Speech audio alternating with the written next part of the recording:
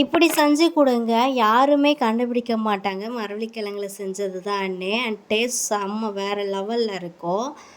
And மரவள்ளிக்கிழங்கு சாப்பிடாதவங்க கூட சாப்பிடுவாங்க. வாங்க எப்படி செய்யலாம் பார்க்கலாம்.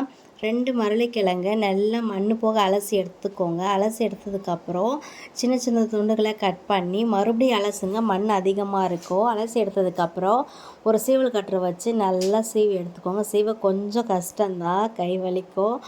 ஸ்லோ ப்ராசஸ் தான். நல்லா சீவி எடுத்ததுக்கப்புறம் இந்த மாதிரி பூவாக இருக்கும். அதுக்கப்புறம் இது கூட ஒரு வெங்காயம், ஒரு பச்சை மிளகாய், கொஞ்சமாக கருவேப்பிலை இதையெல்லாம் எடுத்துக்கிட்டு ஒரு வாணலில் கொஞ்சமாக எண்ணெய் ஊற்றி பெருஞ்சீரகம், நம்ம நறுக்கி வச்ச பச்சை மிளகாய், கருவேப்பிலை போட்டுட்டு அதுக்கப்புறம் அது கூட வெங்காயத்தையும் போட்டு நல்லா வதக்குங்க. நல்லா வதங்கினா தான் அந்த அடை கூட அந்த வெங்காயம் சூப்பராக இருக்கும். அது கூடவே ஒரு ஸ்பூன் சால்ட் போட்டு நல்லா வதக்கி எடுத்துக்கலாம்.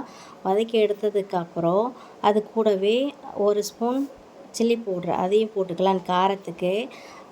அதுக்கப்புறம் நம்ம சீவி வச்ச மரவள்ளிக்கிழங்க கொஞ்சம் கொஞ்சமாக போட்டு கிளறுங்க. அண்ட் ஹை ஃப்ளேம் வைக்காதீங்க, பிடிச்சிக்கும். லைட்டாக ஒரு பெரட்டு தான் பெரட்டணும், அப்போ தான் சூப்பராக இருக்கும். ஒரு பெரட்டி எடுத்ததுக்கப்புறம் நம்ம கையாலையும் தனியாக எடுத்து வச்சு கையாலையும் கொஞ்சமாக பிசைஞ்சு எடுத்துக்கலாம். ஸோ அப்போ தான் ஒன்று சேர கிளறுனதுக்கப்புறம் ஒரு தோசைக்கல் வச்சு கொஞ்சமாக ஆயில் ஊற்றி இந்த உருண்டைகளை அப்படியே தோசைக்கல் ஃபுல்லாக ஸ்ப்ரெட் பண்ணுங்கள், தட்டி விடுங்க.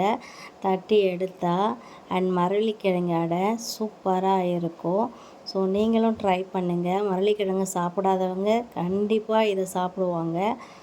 பிடிச்சிருந்தால் லைக் பண்ணுங்கள், ஷேர் பண்ணுங்கள், சப்ஸ்கிரைப் பண்ணுங்கள். அண்ட் பாய்.